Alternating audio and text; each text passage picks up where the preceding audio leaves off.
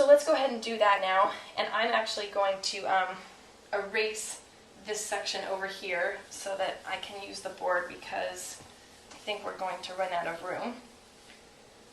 So I'm going to go ahead and bring this up here. So the first thing we do, we always plug in the top term first. No matter what it is, we plug in the top first and then the bottom into everything on this side. So just so we can visualize this easily, I'm gonna put big brackets here. So we're gonna have, and we're plugging in for x always. So we're gonna have negative, and I'm just gonna put this in here, infinity times e to the negative 3 times infinity over 3 minus e to the negative 3 times infinity over 9. Okay, so we plugged in infinity to everything on this side of the line here. And then we have to plug in 0. So we plug in the top term, then we put a big minus sign. It's always a minus sign. When you plug in this first term here, then you do minus, and then you plug in the second term. So minus, and then we're going to do the same thing. Negative, oh sorry, this is going to be 0 this time. Minus 0 e to the negative 3 times 0 over 3 minus e to the negative 3 times 0 over 9.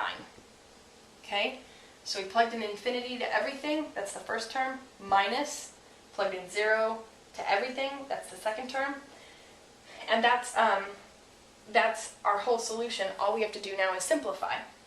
So simplification, the way that I deal with infinity in the problem like this is I plug in a really, really big number to my calculator.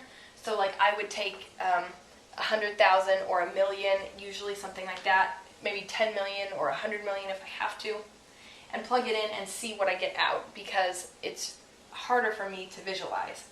So we're gonna take the first term.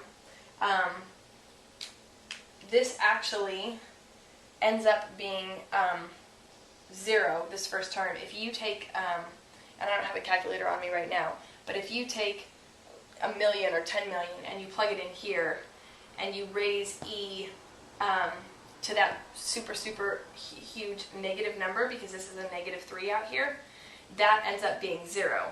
And if that's 0, then this whole term here is 0. So that's 0, right? Let's go ahead and just write that there.